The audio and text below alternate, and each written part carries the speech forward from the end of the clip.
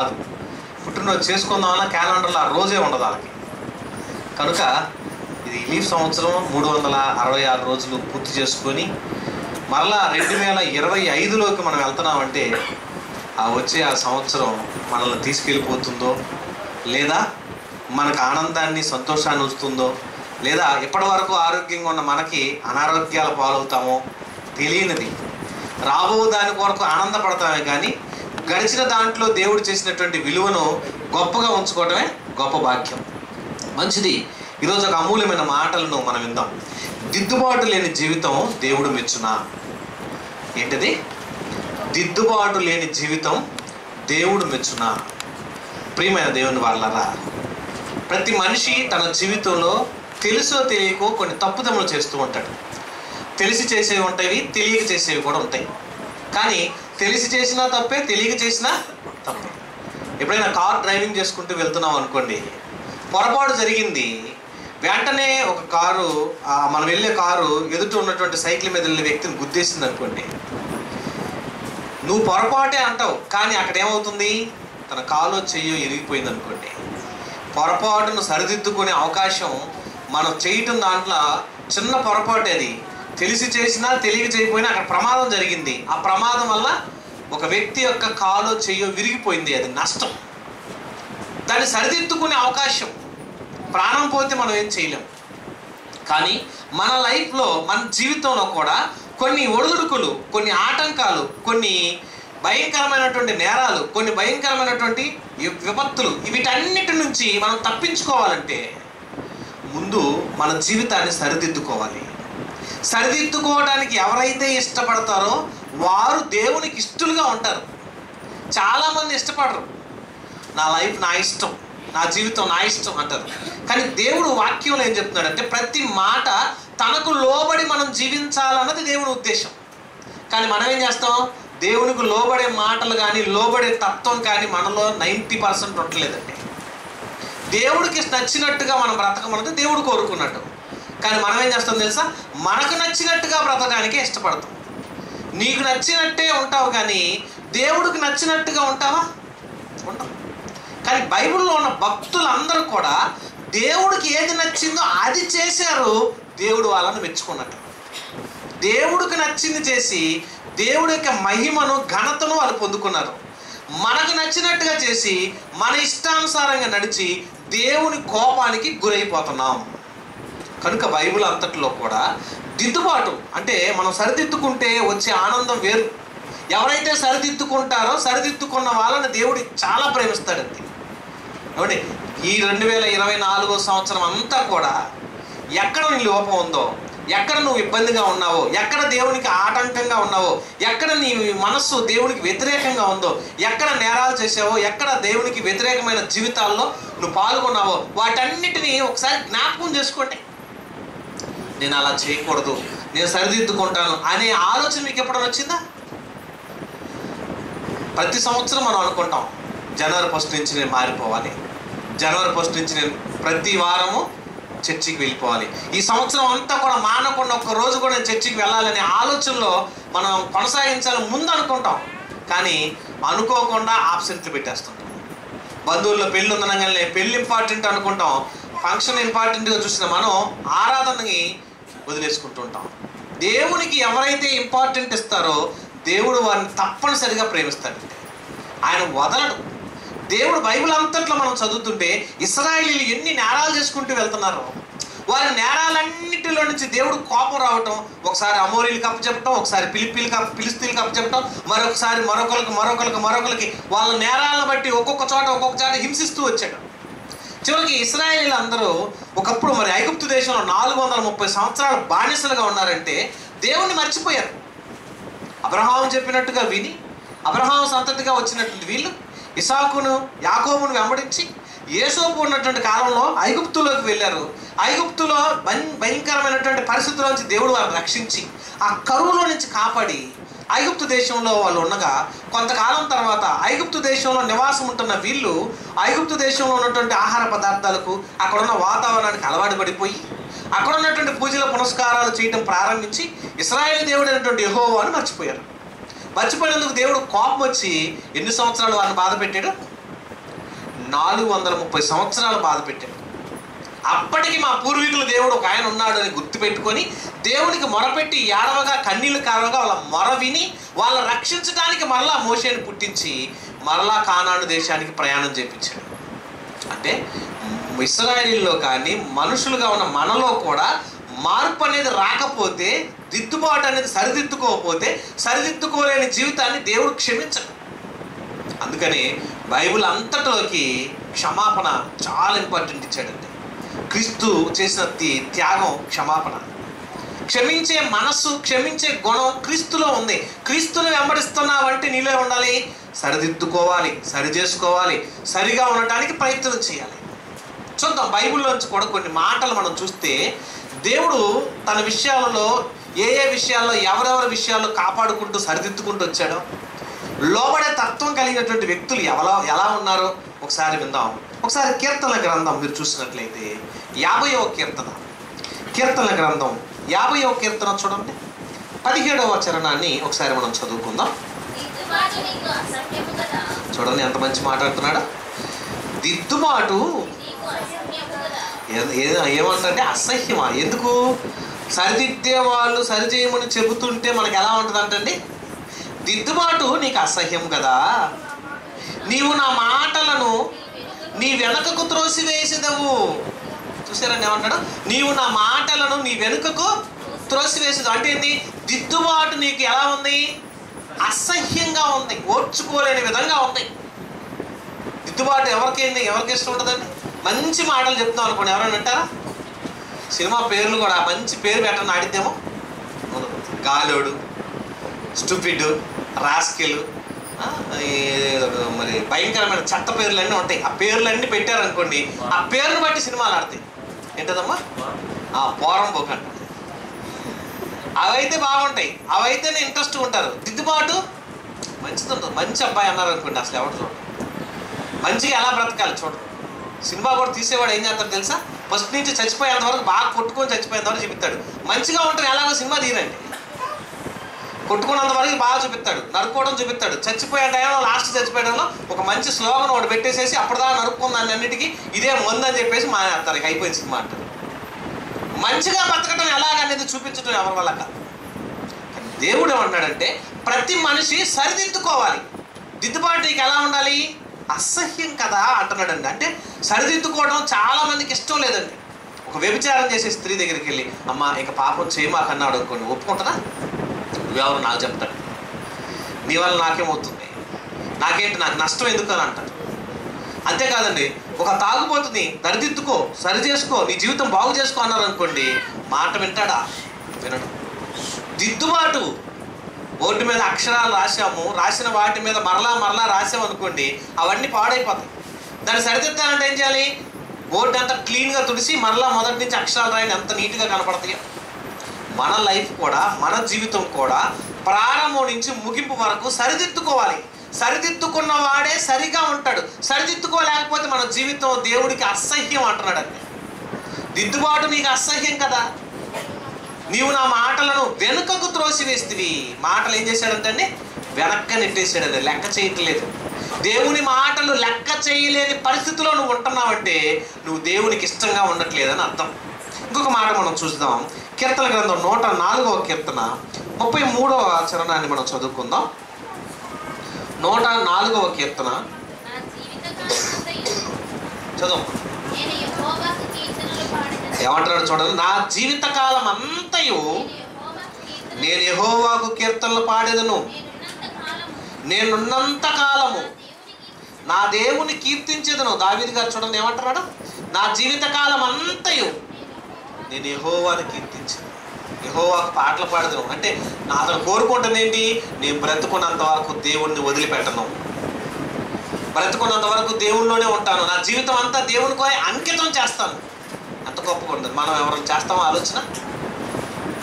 చాలా మందితో, చాలా కుటుంబాలు చూస్తాను. ప్రతి కుటుంబంలో కుటుంబ ప్రార్థన చాలా అవసరం. ఎవరి కుటుంబాల్లో జరుగుతుంది కుటుంబ ప్రార్థన చేయొద్దండి. మా ఇంట్లో కుటుంబ ప్రార్థన ప్రతిరోజు జరిగిద్దని ఎవరెళ్ళలో లేదు. ఎందుకు లేదు? మీ ఇద్దరే కాబట్టి చేసుకుంటారు కుటుంబ ప్రార్థన, అంతే కదా. శివాజీ అన్న గారు అక్కగారే ఉన్నారు. ఇంకెంతమంది ఉన్నారు ఇంకా కుటుంబం? Okay, very good. శ్రీనివాస అన్న గారి కుటుంబంలో కూడా ప్రార్థన మంచిది. ఇంతేనా? ఇన్ని కుటుంబాల్లో 2 కుటుంబాలైనా దేవుణ్ణి స్తుతించుకునేది, 2 కుటుంబాలైనా దేవుని సన్నిధిలో నిలబడుతుంది. కుటుంబ ప్రార్థన ప్రతి కుటుంబంలో అవసరం. ఒక టైం టేబుల్ సెట్ చేసుకోవాలి. మనం పొద్దున్నే లేవాలి, ఆఫీస్కి వెళ్ళాలంటే టైం టేబుల్ సెట్ చేసుకుంటాం. దేవునికి కూడా ఒక టైం కేటాయించండి, ఎంత బాగుంటుందో. దేవునికి అంటూ ఒక టైం. ఎప్పుడండి మనం లేవాల్సింది? భక్తులందరూ దేవుడు ఎప్పుడు లేపాడు? దేవుని సేవలో పరిచర్యలో ఎప్పుడు పంపించాడు తెలుసా? పెందలకాడనే, ఉదయకాల సమయంలో పెందలకాడనే పంపించాడటండి.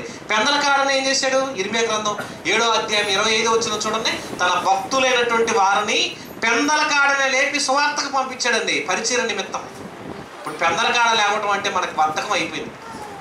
పెందలకాడ లేచే వాళ్ళు ఎవరున్నారండి? ఉదయకాలంలో లేచి అందరూ భార్య, భర్త, పిల్లలు కలిసి మోకరించి ప్రార్థన చేసుకొని వాక్యం చదువుకొని అప్పుడు దినచర్య ప్రారంభించే వాళ్ళు ఎవరైనా ఉన్నారా? ఎవరు లేరు. అర్ధరాత్రులాగా 1 గంట 2 దాకా టీవీలు, సీరియల్స్, సినిమాలు, సెల్ ఫోన్లో రకరకాల వాట్స్ ఇవి చూసుకుంటూ టైం గడిపేసే వాళ్ళు ఎక్కువైపోయారు. ఎందుకంటే మోడర్నిజం అయిపోయింది, టెక్నాలజీ పెరిగిపోయింది. టెక్నాలజీ పెరిగిపోయినా శరీరానికి కావాల్సిన రెస్ట్ దేవుడు ఇవ్వమంటున్నాడు.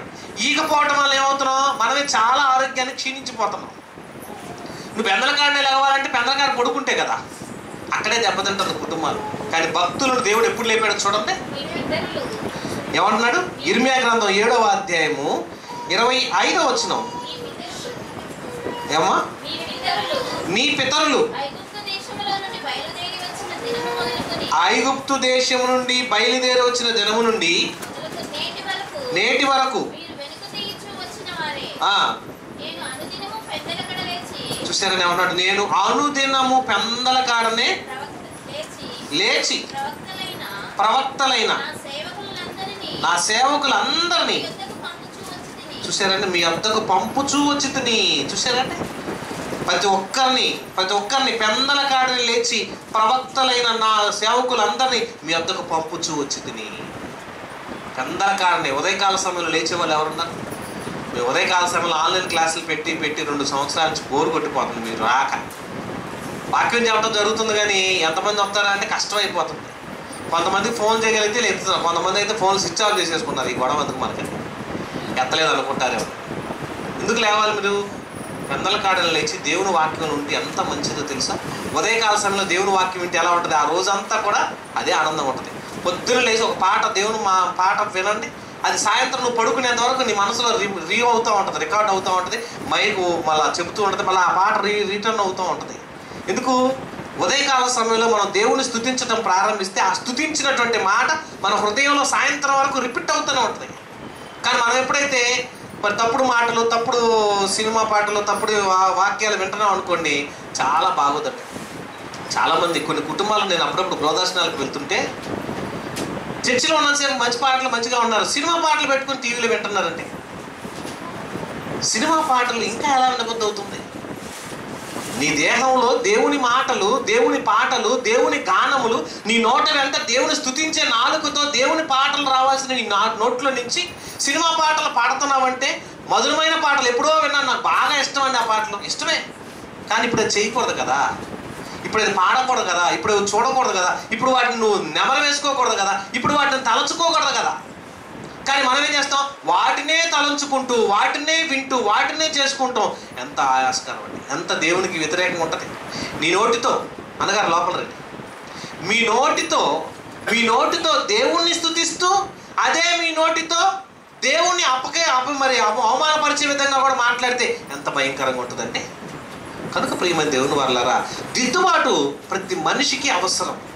దిద్దుబాటు లేని జీవితాన్ని దేవుడు ప్రేమించడం, దిద్దుబాటు లేని జీవితాన్ని దేవుడు అసహించుకుంటాడంట. కనుక దేవుడు చెబుతున్నటువంటి మాటల్లో మరొక మాట ముందుకు వెళ్దాం. సామెతల గ్రంథం 5వ అధ్యాయము 13వ వచనంలోకి వెళ్తే ఇక్కడ కూడా అంటున్నాడు, చాలా మందికి తన బోధకులను పంపిస్తే ఆ బోధకుల మాటలను కూడా తోసిపుచ్చేశారంట. చూసారా ఏమంటున్నాడు? నా బోధకుల మాట నేను వినకపోతిని, నా ఉపదేశములకు, నీ ఉపదేశాలు నా ఉపదేశములకు నేను చెవి యొక్కలేదు. చూస్తారు చాలేమ్మా. బోధకుల మాట వినకపోతే ఉపదేశాలకు కూడా చెవి యొక్కలేదు. ఎందుకంటే మంచి మాటలు చెప్పామనుకోండి ఎలా ఉంటాయి? దురద చెవులు అని అన్నాడు బైబిల్లో. ఏమంటాడే? దురద చెవులు, చెబుతుంటే వినబుద్ధి కాదు. ఎవరి గురించి అలా చాడీలు చెప్పానంటే ఎంత చక్కగా వింటాము. ఎవరి గురించి అయినా కబుర్లు చెప్పానంటే ఎంత హ్యాపీగా వింటాము. లోకంలో జరిగినటువంటి సందర్భాలు మంచిగా చెప్పుకుంటాం, కానీ దేవుని వాక్యం మాత్రం చెప్పితే మనకి ఇష్టం ఉంటుంది. దేవుని వాక్యం అంటే అసలుగా లెక్కేసి. కానీ 24వ సంవత్సరం ఎన్ని విషయాలు మీ కుటుంబంలో జరిగినాయో, ఎన్ని కార్యక్రమాలు దేవుడు మీ పక్షాన్ని చేశాడో ఎప్పుడన్నా మీరు జ్ఞాపకం చేసుకున్నారా? దేవా, మా పక్షాలను నువ్వు ఇన్ని చేసావు నాయన, మా పక్షాలను ఇంతగా కాపాడావు. ఈ సంవత్సరంలో ఎన్ని ప్రమాదాల నుంచి దేవుడు మిమ్మల్ని తప్పించాడో. తప్పించకపోతే ఏమైపోతాం? మన జీవితం ఎంతండి, కొద్ది కాలమే. ఇలా కనపడి అలా వెళ్ళిపోయి ఆవిరి లాంటి జీవితం. ఎప్పుడు మాయమైపోతామో తెలియదు. ఈ మాయమయ్యే జీవితంలోంచి కాపాడాడంటే ఎంత గొప్ప జీవితం. కానీ దేవుని మనం ఏమంటాం తెలుసండి? ఎప్పుడు జరిగేదే కదా, ఎప్పుడు వచ్చేదే కదా. చూడండి, రోడ్ల మీద మీరు వస్తూ ఉంటే పోయేటప్పుడు ప్రతి ఇంటి ముందు గుడ్ బై 2024, వెల్కమ్ 2025 చాక్పీసులు పెట్టి తారు రోడ్ల మీద, సిమెంట్ రోడ్ల మీద గీసుకుంటున్నారు. అదొక ఆనందం. నువ్వు అమ్ముంటే పోద్ది, రమ్మంటే వచ్చిద్దా? దేవుడు ఆయన తన కాలములను సమయంలో తన చేతిలో స్వాధీనంలో ఉంచుకున్నాడు. ఆయన చేతిలో పెట్టుకున్నాడు. నీకు ఇవ్వాలా వద్దా, నీకు ఎంతమందికి ఇవ్వాలి, ఎంతమందిని ఉంచాలి, ఎంతమందిని తీసుకువెళ్ళాలి, ఎంతమందికి ఏ కాలంలో ఏది ఇవ్వాలి, అది ఆయనకు తెలుసండి. కానీ మనం ఏం చేయాలి తెలుసా? మన జీవితాన్ని ఆయన చేతిలో పెట్టాలి. ఎప్పుడైతే మనం లొంగుతామో, ఎప్పుడైతే మనం సరిదిద్దుకుంటామో, సరిదిద్దుకున్న వాడిని దేవుడు ప్రేమిస్తాడు. తప్పిపోయిన కుమారుడు మనందరూ తెలుసు. 2వ కుమారుడు అస్తంతా ఆగం చేశాడు, కుటుంబాన్ని అంతా చిన్నాభిన్నం చేశాడు, వ్యభిచారుల వెంట తిరిగాడు, అసహ్యం చేశాడు, జీవితాన్ని నాశనం చేసుకున్నాడు, ఉన్నదంతా పోగొట్టుకొని చివరకు ఏమీ లేనివాడుగా తండ్రి దగ్గరకు తిరిగి వచ్చాడు. సరిదిద్దుకుంటానని పశ్చాత్తాపడ్డాడు. తండ్రి ఉంచుకున్నాడా, నెట్టేశాడా? చేర్చుకున్నాడు. సరిదిద్దుకునే మనస్సు కలిగిన వాడిని ఏ తండ్రి అయినా ఎలా ప్రేమిస్తాడో, పరలోకమందున దేవుడు కూడా నీ తప్పిదములను ఒప్పుకొని, ఈ సంవత్సరంలో దేవుడికి ఎక్కడ లోపములు ఉన్నావో, ఎక్కడ నీ జీవితంలో లోట్లు ఉన్నాయి, అది మీకే తెలుసు. నీలో ఉన్న పాపాలు, నేరాలు నీకే తెలుసు. నీ రహస్యంగా నువ్వు చేసే నేరాలు, రహస్యంగా చేస్తున్న పాపాలు ఎవరు చూడరు కదా, నేను ఒక్కడనే కదా నేను చేస్తుంది అనేటువంటి భయంకరమైనటువంటి బూతులు, భయంకరమైనటువంటి వ్యభిచార సంబంధమైన ఆలోచనలు, భయంకరమైనటువంటి వ్యసనాలు. ఇంకా కొంతమంది పరిచర్లో ఉంటూనే ఉంటారు, సిగరెట్లు తాగుతూనే ఉంటారు, వాక్యం వింటూనే ఉంటారు, బూతులు మాట్లాడుతూనే ఉంటారు, ప్రార్థనలో ఉంటూనే ఉంటారు, వ్యభిచార జీవితాలు జీవిస్తూనే ఉంటారు, ప్రార్థనలో దేవుళ్ళో ఉంటానే ఉంటారు, దొంగతనాలు చేస్తూనే ఉంటారు, దేవుళ్ళో ఉంటానే ఉంటారు, భయంకరంగా ఎదుటి వాళ్ళు దూషిస్తూ కొడుతూ ఉంటారు. అలాంటి నీ జీవితము వ్యర్థమైనటువంటి ఆలోచనలో ఉంటే దేవుడిని నువ్వు మెచ్చుకోండి. ఎంతకాలం చూస్తాడు? ఇంకెప్పుడు మారతావు? సంవత్సరాలు ఎన్ని మారిపోతున్నా నువ్వు మారలేదనుకోండి, దేవుడు ఊరుకుంటాడా? మార్పు అనేది నీలో రావాలి. మన ఆదివారం మనం చెప్పుకున్నాం కదండి, ప్రసంగ గ్రంథం 1వ అధ్యాయంలో ఏమన్నాడు? ఒకసారి ఆ వచనం మనం చదువుకుందాం, బాగుంటుంది. మారిపోయింది, అంతా నూతనం అయిపోయింది అని అనుకుంటున్నాం. కానీ దేవుడు ఏమంటున్నాడు? మారింది కొత్త సంవత్సరం కాదు, మరలా ఎప్పుడు ఉండేదే. 9వ వచనం ప్రసంగి గ్రంథం 1వ అధ్యాయము ఏమంటున్నాడు? మునుపు ఉండున్నదే ఇక ఉండబోవున్నది, మునుపు జరిగినదే ఇక జరగబోవున్నది, సూర్యుని కింద నూతనమైనది ఏది లేదు. సూర్యుని కింద నూతనమైనది ఏదైనా ఉందా? నూతన సంవత్సరం ఎప్పుడు ఎలాగుంటుంది అలాగే. నువ్వు చూసే చూపును బట్టి ఈరోజు 2025 నువ్వు అనుకుంటున్నావు, అందరూ అనుకుంటున్నారు, అందరు రంగులు వేసుకుంటున్నారు, అందరు కొత్త బట్టలు వేసుకుంటున్నారు, అందరు కేకులు కట్ చేసుకుంటున్నారు, అందరు హ్యాపీ న్యూ ఇయర్ అనుకుంటున్నారు గనక అది 2025 హ్యాపీ న్యూ ఇయర్ అనుకుంటున్నారు. కానీ సూర్యుడు ఉదయించడం ఆగిందా? చంద్రుడు ఉదయించడం ఆగుతుందా? ఋతువులు, కాలాలు జరగడం ఆగినాయా? పక్షులు, జంతువులు, జీవరాశులు అవన్నీ ఎలా ఉండాలో అలాగే జరుగుతుంటాయి. నీకే నూతనం, కానీ మార్పు ఏమీ కూడా లేదు. మార్పు రావాల్సింది ఎవరిలో? నీలో. నువ్వు మారాలి. 2024లో బూతులు తిట్టేవాడు, ఇప్పుడు మానేసి. 2024లో నువ్వు దేవునికి వ్యతిరేకంగా నడిచావు, ఇప్పుడు మానేసి కొత్త నెల ఉన్నాడు. ప్రతిరోజు బైబిల్ చదవటం ప్రారంభించు. ప్రతిరోజు దేవుని కోసం ఒక తీర్మానం కలిగి ఉంటు. ఇక ఈ సంవత్సరంలో జనవరి 1 నుంచి ఈ సంవత్సరం అంతం వరకు నేను నా కుటుంబంతో ఒక నిబంధన చేసుకుంటున్నానని కుటుంబంతో కూర్చొని మాట్లాడండి. ఎప్పుడైనా మాట్లాడారా? ఈరోజు మా పిల్లలందరినీ, మా భార్యను, మా అందరిని కూర్చోబెట్టాను నేను. అందరూ కూర్చోండి. ఏంటి డాడీ అంటారు? రేపటి నుంచి 9 గంటలకి నేను ఉంటే సరే, నేను లేకపోయినా, మేమిద్దరం లేకపోయినా, మీరిద్దరైనా, మేమిద్దరం ఒక్కళ్ళే ఇంట్లో ఉన్నా, కనీసం 9 గంటలు అయిందనగానే మొత్తం ఏదైనా సరే చదువుకుంటున్నా, హోంవర్క్ రాసుకున్నా ఆపేసుకొని మోకరించి ప్రార్థన చేసుకొని బైబుల్ చదువుకొని అయిపోయిన తర్వాతే భోజనం చేసుకొని తర్వాత మిగతా కార్యక్రమం. ఇది కంటిన్యూగా చేద్దామా అని అన్నారు. అందరూ ఓకే అన్నారు. నిజమే, ఇది చేయాలి. ఎందుకు? అది ఎవరు బాధ్యత తీసుకోవాలి తెలుసా? కుటుంబ యజమానురాలు బాధ్యత తీసుకోవాలి. ప్రతి స్త్రీ ఎప్పుడైతే కుటుంబాన్ని సరిదిద్దుకోవడంలో సరి చేసుకుంటుందో చాలా బాగుంటుందండి. ప్రతి స్త్రీ చేయాల్సింది ఏంటో తెలుసా? ఇదిగోండి ఈ టైం టేబుల్, సాయంత్రం 8కో 9కో పెట్టండి. ఆ టైంలో లైవ్ వస్తుంది అనుకో, కూర్చోండి, ప్రార్థన వాక్యం వినండి. వాక్యం విన్న తర్వాత భోజనం చేసుకోండి. ఆ వాక్యం విన్న తర్వాత ప్రార్థన చేసుకోండి. కుటుంబంలో ప్రతిరోజు కుటుంబ ప్రార్థన, ప్రతిరోజు కుటుంబంతో దేవుని వాక్యం వింటుంటే పిల్లల మనసులు మంచిగా ఉంటాయి, మన లైఫ్ బాగుంటుంది, మన ఆత్మీయ జీవితం ఎదుగుదలలో ఉంటుంది, మన జీవిత కాలం అంతా దేవుడు సన్నిధిలో గడిచినట్టు ఉంటుంది. కానీ మనం అందరం కూడా ఎవరి ఫోన్లో వాళ్ళు తీసుకుంటున్నారు. ఇప్పుడు భార్యకో ఫోను, భర్తకో ఫోను. తినకపోయినా మెసేజ్ పెడతారు. అన్నం వండావా అని ఈయన మెసేజ్ పెడితే ఇంకా ఉడకలేదని ఆ మెసేజ్ పెడుతుంది. ఎట్లా ఉంటుంది పరిస్థితి? మాట్లాడుకోవడానికి కూడా దూరం అయిపోయిన రోజులు అయిపోయినాయి. ఇంటికి బాగానే సెల్ స్విచ్ ఆఫ్ చేసి పక్కన పడేసి కుటుంబంతో కలిసి మాట్లాడే రోజులు ఎన్నో ఉన్నాయండి. ఈ రోజుల్లో పాడైపోయినాయి రోజులన్నీ, పతనం అయిపోతున్నాయి. రాను భక్తి కూడా ఎక్కసం అయిపోతుంది. పొద్దున్నే ఈరోజు ఆన్లైన్ క్లాసు జరగలేదు. మేము లేట్ అయిపోయాను మేము అనుకుంటే ఆయన లేట్ అయిపోయాడు, మోహన్ గారు విడిపోయాడు. ఆయన లేట్ అయిపోయాడని ఆయన విడిపోయాడు. వాక్యం చెప్పాల్సిన మరి అన్నగారేమో ఎదురు చూస్తా కూర్చున్నట్టు. ఎవరికి వాళ్ళం ఎవరికి ఇష్టం వచ్చినట్టుగా మన లైఫ్ ఉంటే ఏమవుతుందో తెలుసా? దేవుడికి దూరం అయిపోతూనే ఉంటాం. ప్రతి దినము దేవునితో గడపటానికి, ప్రతి సమయము దేవునిలో ఎదగటానికి నీ వంతును ప్రయత్నం చేయి, తప్పక విజయం సాధిస్తాం. అందుకే పెద్దలు అంటారు 21 రోజులంట. చాలామంది పెద్దలు చెప్తుంటారు, ఒక దాన్ని నువ్వు అలవాటు చేసుకో, తర్వాత నీకు ఆటోమేటిక్ అలవాటు అయిపోద్ది అని అంటారు. ఎందుకు 21 రోజులు చెప్తారు?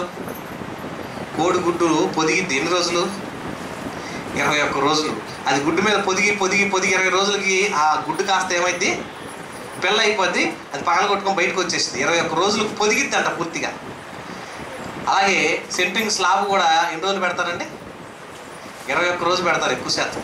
అది అప్పటికి మెచ్యూర్ అయిపోద్ది, అంటే పూర్తిగా గట్టి పడిపోద్ది, స్థిరమైపోద్ది. అప్పుడు ఆ సెంట్రింగ్ కూడా తీసేస్తారు 21 రోజులు.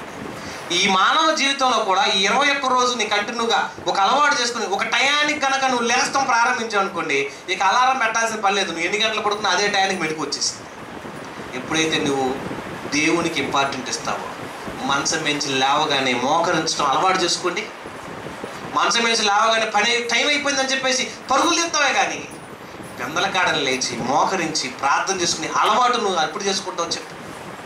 కనుక ప్రియమైన దేవుని వల్ల ఏ రోజైనా దేవుని కొన్ని నియమ నిబంధనలు, కొన్ని ఆలోచనకరమైనటువంటి విషయాలు మనం చేసుకోవాలండి.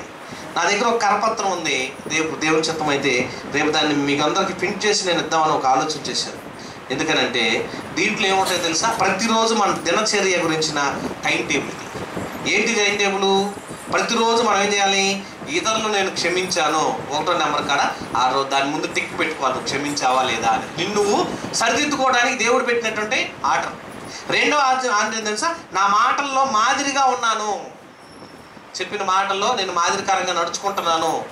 తప్పుగా ఉన్నావా, రైట్గా ఉన్నావా, ఎవరు నీకు అనరు, ఎవరు నిన్నేమనరు. నువ్వు అలా ఉన్నావో లేదో నువ్వు చెక్ చేసుకోవాలి, టిక్ పెట్టుకోవాలి. నెక్స్ట్ పేరు ఏంటి తెలుసా? దేవుడి సేవకు ఆర్థికంగా శారీరకంగా సహాయంగా ఉన్నాను, చేస్తున్నావా లేదా టిక్ పెట్టుకో, చేయకపోతే ఇంటూ పెట్టేసుకో. 4వది ఇతరులకు నేను క్రీస్తులో ఇతరులకు నాలో క్రీస్తును చూపగలిగాను. క్రీస్తుని గురించి నువ్వు చూపగలిగే ఆలోచన నీలో ఉందనుకోండి, నువ్వు దేవుని కొరకు నమ్మకంగా బ్రతికావో లేదో నిన్ను చెక్ చేసుకోవచ్చు. అలాగే ఇంకా 5వ మాట ఏంటంటే వాక్యానుసారమైన ప్రార్థన చేశాను. వాక్యానికి అనుకూలమైనటువంటి ప్రార్థన విన్నపమును నేను చేసావో లేదో టిక్ పెట్టుకో. నీ అంతరంగానికి కొంతమంది మోసం చేసుకొని పెట్టుకుంటారు, నేను అన్నీ చేసేసానని. అది అబద్ధం. నిన్ను నువ్వు సరిదిద్దుకోవడానికి చెప్పే మాటలు బైబిల్ను గ్రహించుకుంటూ చదివాను. చదివే వాళ్ళు ఏం చేస్తారో తెలుసండి? గడగడ చదువుతారండి. అది నీకేం అర్థం కాదు. ఒక వచనమైన 2 వచనాలైన చక్కగా చదవండి. నేను అదే అనుకుంటున్నాను. నిన్న దైవ సేవకులు 4 కనపడితే వాళ్ళతో మేము అనుకున్నాను, అయ్యా మనం ఖాళీ దొరికిన రోజల్లా లేదా 9 నుంచి 9 నుంచి 10 గంటల వరకు రోజు బైబుల్ చదువుకుందాం. ఒక అధ్యాయాన్ని ప్రారంభించి మత్తయి సువార్తనో మార్కు సువార్తనో అపోస్తుల కార్యాలు ప్రారంభించామనుకో, అందరం సేవకులందరం కలిసి కూర్చొని ఒక వాక్యం చదివి దాన్ని ఒక్కొక్కరు వివరించుకుంటుంటే చాలా మంచి నాలెడ్జ్ వచ్చిందేమో, ఇలా చేస్తే బాగుంటుందా అనుకుంటే చాలా బాగుంటుందన్న, ఇలా చేద్దాము అనే ఆలోచనలోకి వచ్చేసారు. ఎందుకు? బైబిల్ చదవడానికి మనం ఎక్కడో ఉంటాం, కానీ మనకి సాధనాలు వచ్చేసినాయి. లైవ్ పెట్టేసుకుంటే ఆ టయానికి సెల్ ఆన్ చేసేసుకుంటే అందరం ఒకే చోట కూర్చున్నట్టు ఉంటుంది. ఒక వాక్యం చదువుతుంటే దాన్ని వివరిస్తూ ఉంటుంటే దానిలో ఉన్న లోతైన విషయాలు లోపల నుంచి మనకి తెలుసుకుంటుంటే ఎంత నాలెడ్జ్ పెరిగిద్దో తెలుసండి. గ్రూప్ డిస్కషన్ అంటారు దాన్ని. వాక్యం మీద డిస్కషన్, వాక్యం మీద పరిశోధన. ఆ పరిశోధన చేయడానికి మీటింగ్లే పెట్టుకోవాల్సిన పని లేదు. ప్రతిరోజు బుధవారము శనివారము ఒక మంచి సబ్జెక్టు దైవ సేవకుల్ని, మరి ప్రిన్సిపల్స్నో అడిషనల్స్నో లేకపోతే ఇతర సేవకుల్లో పిలిపించి వాక్యం చెప్పిస్తుంటే, ఒక మీటింగ్ ఏర్పాటు చేయాలంటే మినిమం 10,000 నుంచి ₹1,00,000 వరకు మనకు ఖర్చు అవుతుంటే, ఉచితంగా మంచి వాక్య భాగాలు మనం చెప్తున్నా వినటానికి మనకు టైం లేకపోతుందంటే నువ్వు ఎప్పుడు సరిదిద్దుకుంటావు? దిద్దుబాటు నీకు ఎప్పుడు నేర్చుకోవాలి? ఎప్పుడు నువ్వు సరిదిద్దుకొని నడిపించుకోగలవు? ఆలోచించండి. అందుకే బైబిల్ అంటున్నాడు, దిద్దుబాటు నీకు అసహ్యం కదా అని అంటున్నాడు దేవుడు. దిద్దుకోవాలి కదండి, సరిదిద్దుకోకపోతే ఎప్పుడు మారుతాం? ఇంక 7వ వచనం మనం చూస్తే, భాగస్వామి సంఘము విషయంలో బాధ్యత కలిగి ఉన్నాను. ఎవరైనా సంఘం విషయంలో బాధ్యత తీసుకుంటున్నారా? ఎవరు పట్టించుకోం కదండి. మైక్ స్టాండ్ ఇరిగిపోయి ఇప్పుడు 3వ వారం కదా, 3వ వారమా 2వ శనివారం అప్పుడు ఇరిగిపోయింది అది. ఎప్పటికి కూడా మనం బాధ్యత తీసుకోలేకపోయాం. ఎందుకు? నాది కాదు అని అందరూ వెళ్ళిపోతా ఉంటే మరి ఎవరిది బాధ్యత? సంఘ పరిచర్యలో బాధ్యత మనం ఉండాలి. ఇంకొక మంచి మాట చూద్దాం. ఏ విధమైన పాపాలు చేయటం లేదు. ప్రతిరోజు నువ్వు దాన్ని టిక్ పెట్టుకో, కరెక్ట్గా ఉన్నావో లేదో తెలిసిపోద్ది. అంటే నీ అంతరంగానికి నువ్వు సరిదిద్దుకుంటానికి ఒక చక్కని మాట ఇది. ఇంకొక మాట మనం చూసినట్లయితే, క్రీస్తు రక్షణను నిర్లక్ష్యం పెట్టలేదు. క్రీస్తు గురించినట్టు బోధ ఎవరో కూడా దేవుడి గురించి చెప్పు ఒక రోజు అన్నా. ప్రతిరోజు దేవుడి గురించి, అమ్మా ఈ మాట విన్నమ్మా, బైబుల్ ఎలా ఉంది ఇలా చెయ్యి అని ఒక మాట చెప్పండి. బైబుల్ గురించి చెప్పట్లేదు మనం. ఇంకొక మాట మనం చూస్తే, పరసంబంధమైన ఆసక్తి కలిగి ఉన్నాను. భూమి మీద ఉన్నటువంటి మీద కన్నా పరలోక సంబంధమైన వాటి మీద ఆసక్తి కలిగి నడుచుకునే శక్తి నీకు ఉందా అని అడుగుతున్నాడు. ఆలోచించండి. మన జీవితంలో సరైన దిద్దుబాటు లేకపోతే, సరిదిద్దుకోకపోతే మనం ఎప్పటికీ ఇలాగే ఉండిపోతాం. ఇంకొక మంచి మాట చూద్దాం. ఈ రోజు కొందరికి సువార్త చెప్పాను. ఎంతమందికి చెప్తున్నాం? ప్రతిరోజు సువార్త చెప్పే పనిలో మనం ఉంటున్నామా? మనకే ఇంకొకరు చెప్పే పరిస్థితికి వస్తాను, కానీ మనం ఎవరో చెప్పట్లేదు. క్రైస్తవుడు ప్రతి ఒక్క రోజు సువార్త ప్రకటనలో పనిలో ఉండాలి. సువార్త చెప్పడం అంటే పెద్ద బీటింగ్ పెడితే కాదు. ఇంటి పక్కన ఉన్న వాళ్ళకు, వచ్చే వాళ్ళకు, పోయే వాళ్ళకు మీకు అవకాశం దొరికితే ఏం చేస్తారు తెలుసండి? రోడ్డు మీద వెళ్ళే వాళ్ళు, బండి మీద వెళ్ళేటప్పుడు ఎవరన్నా రోడ్డు మీద నడుచుకుంటే ఆపి వాళ్ళు ఎక్కించుకోండి. ఎక్కించుకున్న తర్వాత ఏం చేయాలి? మీరు ఎవరండి, ఎక్కడి నుంచి అండి, ఏంటండి అని అడగండి. చెప్పిన తర్వాత మాటలు కలుపుతూ దేవుని వాక్యం గురించి కొన్ని మాటలు కలపండి. నీ మాట కాదనలేదు, ఎందుకు? నీ బండి ఎక్కాడు, వద్దంటే ఆడ దింపేస్తాం అనుకుంటాడు. కానీ సువార్త ప్రకటించాలనుకుంటు 2 ముక్కలు చెప్పండి, మంచి మాటలు. నేను ప్రార్థనకి, లేకపోతే నీ గురించే పరిచయం చేసుకో. నేను ప్రార్థనకి వెళ్తానండి, దేవుని మాట చెప్పాడు, నిన్ను వల్ల నీ పొరుగు వాడిని ప్రేమించమన్నాడు. ఆ మాటకు లోబడి నిన్ను ఆపుకొని నేను అడిగి మరి నిన్ను ఎక్కించుకున్నాను. నా బైబిల్లో ఇలాంటి చెప్పబడింది, అందుకే నేను ఎక్కించుకున్నాను అన్నాడు అనుకోండి. నువ్వు వాడికి వాక్యం చెప్పినట్టుగా ఉంటుంది, కానీ వాడికి ఏమంటుంది తెలుసా? లోపల వాళ్ళ మనసులో బైబిల్లో ఎలా ఉందా అని మనసులోకి వచ్చేస్తుంది. అప్పుడు తెలియకుండానే సువార్త ప్రకటిస్తూ ఉంటావు. వాడికి బైబిల్ మీద ఇంట్రెస్ట్ ఉంటుంది, వాక్యం చదివే వాళ్ళన్న ఆసక్తి ఉంటుంది. ఎప్పుడో ఒకప్పుడు ఆ పరిచయ నిమిత్తం, వాక్యం నిమిత్తం ఇష్టపడతాడు. నేను జరిగిన కుప్రవూరులో మీటింగ్లో ప్రతిరోజు ప్రతి మీటింగ్కి భోజనాలు పెడుతున్నాం. ఇంటి పక్క అక్కడ చర్చి ఆ మీటింగ్ స్టేజ్ పక్కనే ఒక చిల్లర కొట్టు ఉంది. ఆ చిల్లర కొట్టు వాళ్ళు ఏం చేస్తున్నారంటే 4-5 నెలల నుంచి భోజనం చేస్తున్నారంట. నేను ఏమన్నారు తెలుసా? అయ్యా మేము 4-5 నెలల నుంచి భోజనం తింటా ఉన్నాం, మాకు బాధ వేసింది, ఈరోజు కూరగాయలన్నీ మేమే ఇచ్చేస్తామని వచ్చారండి. మనం అడిగామా?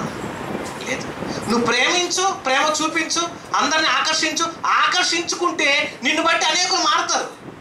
మారాలంటే ముందు మనలో మార్పు రావాలి. నువ్వు మారకుండా ఎదుటి వాళ్ళు ఎలా మారుతారు? మార్పు నీలో ఎప్పుడు ఉంది? సంవత్సరం మారింది, నువ్వు మారలేదే. సంవత్సరం మారింది, నీ అబద్ధాలు మారలేదే. సంవత్సరం మారింది, నీ వ్యభిచార జీవితం మారలేదే. సంవత్సరం మారింది, లోక సంబంధమైన కార్యక్రమాల నుంచి నువ్వు మార్పు రాలేదే. మార్పు నీలో వస్తే సంవత్సరంలో కనపడద్ది. నువ్వు మారకుండా ఉంటే ఏమంటున్నాడు ప్రసంగి 1:9? మరొకసారి చదవండి ఆ మాట. మునుపు ఉండున్నదే ఏమవుతుందండి? మునుపు ఉన్నదే ఇకను ఉండిపోలేదే. పోయినసారి నిన్న ఏం జరిగిందో రేపు అదే జరిగిద్ది, ఇవాళ ఏం జరిగిందో రేపు అదే జరిగిద్ది. ఇంకేమంటున్నాడు? మునుపు జరిగినదే ఇకను జరగబోయేది, సూర్యుని కింద నూతనమైనది ఏదియూ లేదు. నూతనమైనది ఏది లేదు, కానీ నీలోనే ఉండాలి. నువ్వు ఎంత గొప్పవాడో తెలుసా? నీలో క్రీస్తు గురించిన గొప్ప శక్తి ఉంది. నువ్వు చెయ్యాలనుకుంటే ఏదైనా చేయగలవు, నువ్వు చెప్పాలనుకుంటే ఏదైనా చేయగలవు, నువ్వు చెయ్యాలి సాధించాలనుకుంటే సాధించగలిగిన శక్తి నీలో ఉంది. కానీ నువ్వు మాట్లాడవు, నువ్వు నోరు తెరిచి చెప్పవు. నాకెందుకు లేని బద్ధకం, నాకెందుకు లేని వదిలేస్తారు. కానీ అలా వద్దండి, సాహసం చేయండి. రేపటి నుంచి మీ తోడు ఉన్న వాళ్ళు, నీ స్నేహితులకి, నీ అన్నదమ్ములకి, నీ రక్త సంబంధులకి ప్రతి సమయంలో వాక్యం గురించి ప్రకటించండి, సాహసం చేయండి. ఎంత ఆనందంగా ఉంటుందో. ఒక వాక్యం చెప్పి ఇంటికి వచ్చిన తర్వాత మీ మనసు ఎంత నెమ్మదిగా ఉంటుందో తెలుసా? ఈరోజు ఒక మనిషికి ఇద్దరు ముగ్గురికి వాక్యం చెప్పాను అని ఆ చెప్పిన తర్వాత ఇంటికి వచ్చి నువ్వు ఒకసారి పరిశీలన చేసుకుంటే నీ మనసు ఎంత ప్రశాంతంగా ఉంటుందో తెలుసా? సువార్త ప్రకటించడం వల్ల వచ్చే ఆనందం వేరు, అది అనుభవించాలి. యెహోవా ఉత్తముడని రుచి చూచి తెలుసుకోండి అంటే ఆయన పరీక్ష చేయటం కాదు, ఆయన సంతోష పెట్టడం నువ్వు గొప్ప చేసే పని. అదే నీలో రావాల్సిన మార్పు. ఇంకొక మంచి మాట చూసి ముగించేసుకుందాం, సమయం అయిపోతుంది. మార్కు సువార్త 10వ అధ్యాయము 21వ వచనం చూసినట్లయితే ఇక్కడ ఒక ధనవంతుడు యేసుప్రభు దగ్గరికి వచ్చాడు. యేసుప్రభు దగ్గరికి వచ్చి అతను అంటున్నాడు, 21వ వచనం, యేసు అతన్ని చూచి అతన్ని ప్రేమించి ఏమన్నాడని, అయ్యా నువ్వు అంటే నాకు చాలా ఇష్టం, చాలా మంచోడు. అయితే నువ్వు అన్ని విషయాల్లో బైబిల్లో ధర్మశాస్త్రంలో చెప్పబడిన మాటలన్నీ నువ్వు చేస్తున్నావు. నరహత్య చేయవద్దు, వ్యభిచారం చేయవద్దు, పొరుగు వారిని ఏదో దొంగిలించవద్దు, నీ పొరుగు వారిని భార్యని ఎవరిని ఆశించవద్దు, నువ్వు మరి 10 ఆజ్ఞలు అన్ని పాటిస్తున్నావు, బాగుంది, అన్ని బాగున్నాయి. కానీ నీలో కూడా ఒక కొదువు ఉంది. అంటే దేవుడికి ఏం కనపడింది? మనలో ఒక లోపం కనపడింది. లోపాలు లేని మనుషులు ఎవరున్నారు చెప్పండి?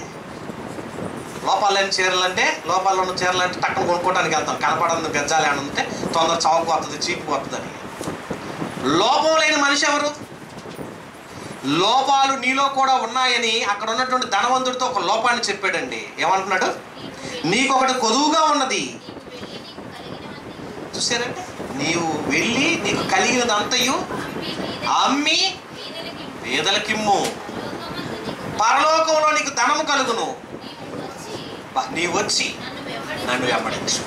చూసారంటే, ఈ మాట ఎవరో చేయగలరా? దిద్దుకోమన్నాడు. ఇది సరిదిద్దుకో, ఈ లైఫ్లో, ఈ జీవితంలో ఇది నువ్వు సరిదిద్దుకుంటే నీకు పరలోకం గ్యారెంటీ అని అన్నాడండి. ఇప్పుడు ఏం చేయగలరు? ఇతను ఉన్నదంతా అమ్మి పేదవాళ్ళకి ఇవ్వాలి. ధనవంతుడు ఇచ్చేస్తే నా పరిస్థితి ఏంటనుకున్నాడు. అంతేకాక మళ్ళీ ఏమీ లేని యేసుప్రభుని నేను వెంబడిస్తే నాకేం వస్తుంది అనుకున్నాడు. అందుకని అతను ఏం చేసుకున్నాడు? దిద్దుబాటు చేసుకోవటం అసహ్యం అనుకొని సరిదిద్దుకోలేకుండా పక్కకి వెళ్ళిపోయాడు, నరకానికి త్రోవ వెతుక్కున్నాడు. మరి మనలో కూడా సరిదిద్దుకోవాల్సినవి ఎన్నో ఉన్నాయి, కానీ సరిదిద్దుకోలేమంటే, సరిదిద్దుకోకే నాశనానికి వెళ్ళిపోతున్నాం. సరిదిద్దుకోలేకపోతే నీ సహోదరుడు, నీ ఇంటి పక్కన ప్రార్థన రాలేదు, పిలిచి అక్క ఎందుకు రాలేదు, అన్న ఎందుకు రాలేదు, తమ్ముడు ఎందుకు రాలేదు అని ఒక్కసారైనా పరామర్శించావా? లేదు, మనకు అంత టైం లేదు. మనం పిలవము, రక్షించము, కాపాడం. ఎందుకంటే వాళ్ళకి చెప్పం కనుకే సరిదిద్దుకోలేము. రానప్పుడు పరిచయలో పని చేయండి. సంఘము ఎలా ఉండాలి తెలుసా?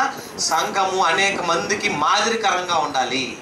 సంఘం అంటే మనం అందరం ఒక కుటుంబంగా ఉన్న మనమంతా ఒక్కటిగా దేవుని సేవలో పరిచయలో వాడబడాలంటే మనం అందరం ఐక్యతతో పనిచేస్తేనే, మనం అందరం ఐక్యతతో ప్రార్థన చేస్తేనే, మనం అందరం ఒక్కటిగా ఉండే పరిచయలో ఉంటేనే మనల్ని దేవుడు గొప్ప చేస్తాడు. గొప్ప చేయాలంటే ఏం చేయాలి తెలుసా? నీలో మార్పు రావాలి, నిన్ను నువ్వు సరిదిద్దుకోవాలి. సరిదిద్దుకున్నప్పుడే గొప్పవాడు అవుతావు. కనుక ప్రియమైన దేవుని వల్ల లోకంలో ఉన్నాయి కానీ, లోకంలో ఉన్న వాటిని కానీ ప్రేమించి వాటన్నిటిని పెట్టుకున్న వల్ల నీలో మార్పు రాకపోతే నీకు ఉపయోగం లేదండి. ఇస్కరియోతు యోధాలో మార్పు అవకాశం ఇచ్చాడు, కానీ పశ్చాత్తాపడటం చేతగాక ఉరిపెట్టుకొని చచ్చిపోయాడు. పశ్చాత్తాపడితే క్షమించడు యేసుప్రభు? క్షమిస్తాడు. పశ్చాత్తాపడే మనస్సు మనకు లేకే, లోబడకే, లొంగకే దేవుడికి దూరం అవుతున్నాం. ఆలోచించండి, 2024లో దేవునికి ఎన్ని వ్యతిరేకమైన కార్యక్రమాలు మీరు చేశారో మిమ్మల్ని మీరు గుర్తుపెట్టుకోండి, జ్ఞాపకం చేసుకోండి. దేవుడు మిమ్మల్ని ఎప్పుడు ఎలా కాపాడుకుంటూ వచ్చాడో, భయంకరమైన ప్రమాదాల నుంచి ఎన్ని తప్పించి నిన్ను ఇంకా ఉంచాడో గుర్తు చేసుకోండి. మార్పు లేని బ్రతుకు నువ్వు ఎంతకాలం బ్రతికినా దేవుడు ఒప్పుకోడు. మారు మనసు అనేది ప్రతి మనిషిలో ఉంటే నీలో ఉన్న మార్పు దేవుడు అనేక మందికి ఓర్పుని నేర్పిస్తాడు. నీలో ఉన్నటువంటి ఆ ఓర్పు అనేక మందిని గొప్పగా మార్చుకునే శక్తి కలుగుతుంది. క్రైస్తవుడు అన్నామంటే తెలుసా, నీలో క్రీస్తును చూడాలి. నీలో క్రైస్తవ్యం ఉందేనంటే నీ ద్వారా క్రీస్తుని అనేక మందికి ప్రకటిస్తున్నావంటే నీలో క్రీస్తున్నాడని అర్థం. అదే నువ్వు ప్రకటించకపోతే నిన్ను నువ్వు మార్చుకోలేవు, అనేకుల్ని మార్చలేవు. క్రీస్తు సాదృశ్యం ఏంటి? ఒక కొవ్వొత్తును చూపిస్తారు. ఎందుకు? అది తను తాను కాల్చుకుంటూ అనేకులకి వెలుగునిస్తుంది. మరి నువ్వేం చేస్తున్నావు? నిన్ను నువ్వే గొప్ప చేసుకోవాలనుకుంటే ఎప్పుడు వెలిగిస్తావు?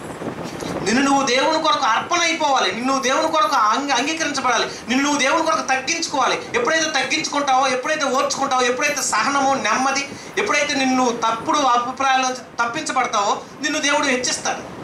కానీ మనలో మార్పు రాకపోతే, దిద్దుబాటు లేకపోతే దేవుడు మనల్ని అసహించుకుంటాడు. కనుక ప్రియమైన దేవుని వర్లారా, మార్పు అనేది మనం ఉండకపోతే దేవుడు ఒప్పుకోడు.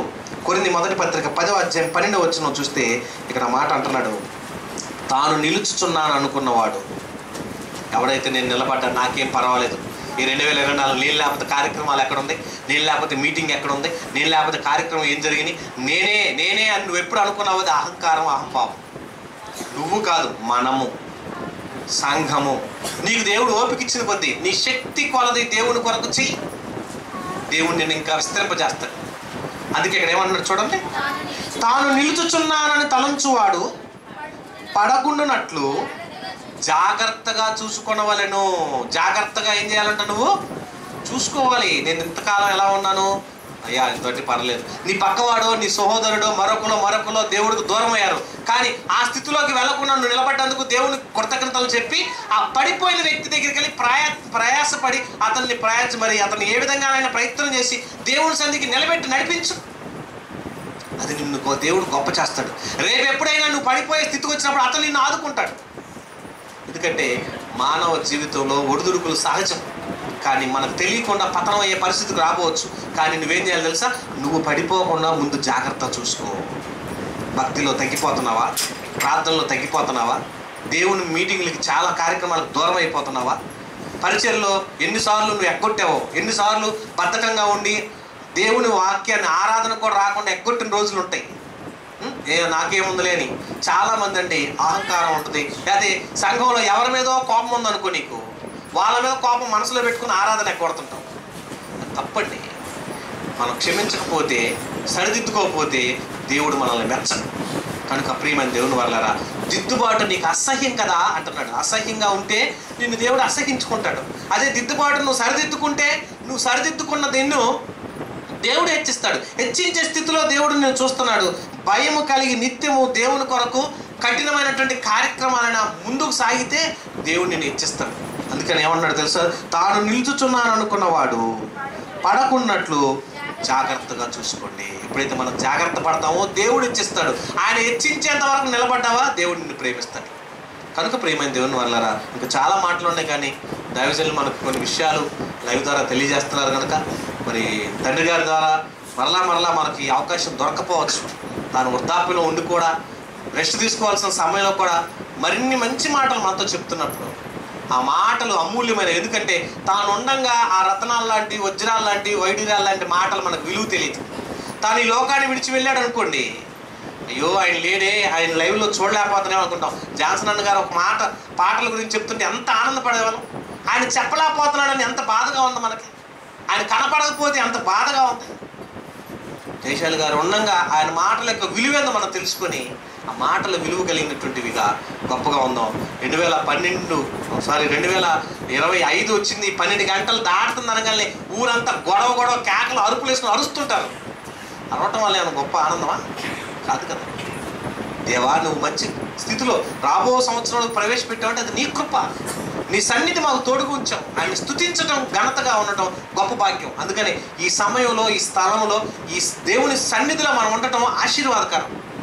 అందుకనే ఇప్పటి వరకు మనం ఎంతగా ఎదురు చూసామంటే ఆ 2025లో నువ్వు అడుగు పెట్టాలనేది దేవుని నిర్ణయం అయితే ఆ 25ని దేవుడు నీకు ఆశీర్వాదకరంగా మారుస్తాడు. అది మార్చబడాలంటే నువ్వు ఆయనలోకి మార్పు చావాలి. నిన్ను నువ్వు తగ్గించుకొని సరిదిద్దుకుంటే, నీలో ఉన్న లోపాలు సరిదిద్దుకున్నావా సక్రమమైన త్రోవలో ఉంటావు. సరిదిద్దుకోలేదా నష్టపోతావు. జాగ్రత్త. కళ్ళు మూసుకొని ప్రార్థన చేసుకుందాం. మహోన్నతుడైన మా దేవా మీకు వందనాలు.